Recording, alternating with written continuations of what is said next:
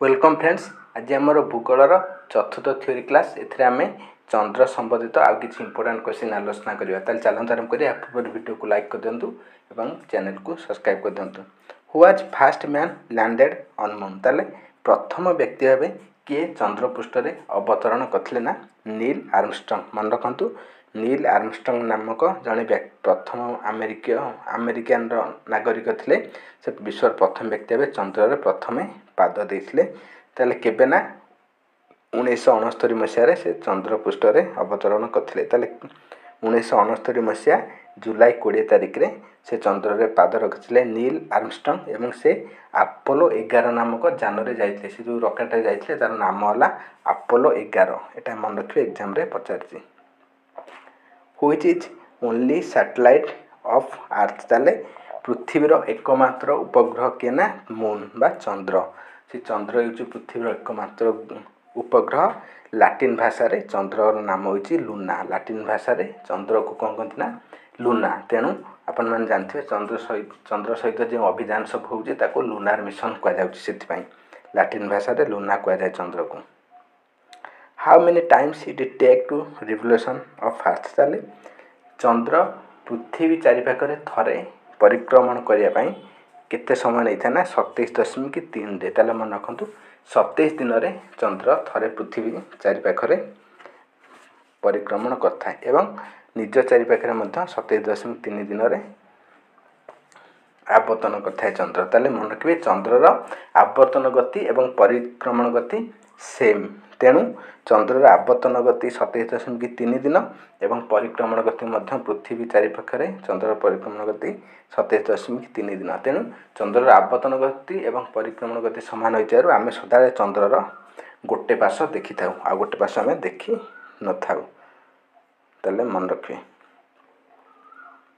What force the moon have. ताले चंद्रर मध्य गोटे शक्ति अच्छी। से शक्ति को कौन कह जाए ना ग्रेविटेशनल फोर्स बा माध्याकर्षण शक्ति। ताले पृथ्वीर जमती गोटे माध्याकर्षण शक्ति अच्छी चंद्रर मध्य सेमती गोटे माध्याकर्षण शक्ति अच्छी। मात्र चंद्रर माध्याकर्षण शक्ति पृथ्वीर माध्याकर्षण शक्तिर 1/6 अंश अटे। आ गोटे पॉइंट मन रखु तामाने जदि गोटे द्रव्यर ओजन पृथ्वी पृष्ठ में 6 किग्रा हम चंद्र पृष्ठ में केते हम ना 36 किग्रा हम। मन रखिए ताले पृथ्वी छड़ा मनीष केवल चंद्र रे पाद रखी। ताले पृथ्वी तो मनीष अच्छी पृथ्वी छड़ा मनीष केवल गोटे जगह पाद रखी सेटा हूँ चंद्र पृथ्वीर उपग्रह रे। How many times the moon lights reach in the earth. ताले चंद्र किरण केते समय पृथ्वी पृष्ठ में पहुँचा समय नहीं था ना 1.3 सेकेंड। ताले चंद्र आलोक पृथ्वी पृष्ठ में पहुँचा को 1.3 सेकेंड माने 1 सेकेंड 1.3 सेकेंड समय नहीं थाए। ताले चंद्र जो बुलू थाए रोटेशन एवं रेवोल्यूशन स्पीड चंद्र रोटेशन स्पीड केते ना 3680 किलोमीटर पर आवर। घंटा प्रति 3680 किलोमीटर बेगर चंद्र आवर्तन करथाए एवं परिक्रमण करथाए। ताले चंद्र डायमीटर देखंतु 3475 किमी। चंद्रर व्यास चंद्रर व्यास केते ना 3475 किमी। ताले मन रखिबे चंद्रर मध्य निजस्व आलोक नहीं। यह सूर्यंकर आलोक द्वारा आलोकित होइकी पृथ्वी को छाया प्रदान करथाए बा पृथ्वी को चंद्र किरण प्रदान करथाए। When India launch two lunar mission. ताले भारत केबे सब लूनार मिशन प्रचलन करथिला एग्जाम पे इंपोर्टेंट।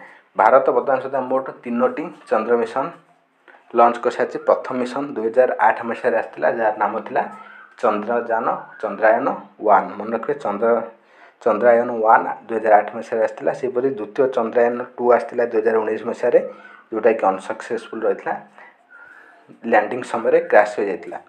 चंद्रयान 3 जोटा कि 2023 मसीहा जुलाई 14 लॉन्च होता एवं भारत इतिहास रचिता विश्वर प्रथम देश भाव साउथ पोल ले लैंडिंग करिकी। मन रखिए India fast country to land on the moon. Bharat प्रथम देश भाव साउथ पोल चंद्रर साउथ पोल ले लैंड करथिला। मात्र चंद्र लैंड करिबारे चतुर्थ देश एवं चंद्रर साउथ पोल ले लैंड करिबारे भारत विश्वर प्रथम देश होइतला। मन रखिए next which is largest distance measured unit. ताले सबुठारु बड़ एकक कोटा दूरता मापिबार सबुठारु बड़ एकक। एटा एग्जाम रे आसी मन रखु पार्सेक दूरता मापिबार सबठारु बड़ एकक होउची पार्सेक। एटा एग्जाम रे मध्य आसीची मन रखिबे। सेपरि व्हाट इज एस्ट्रोनॉमिकल यूनिट। ताले एस्ट्रोनॉमिकल यूनिट कहले कोन बुझो ना एस्ट्रोनॉमिकल यूनिट कहले average distance between sun and earth.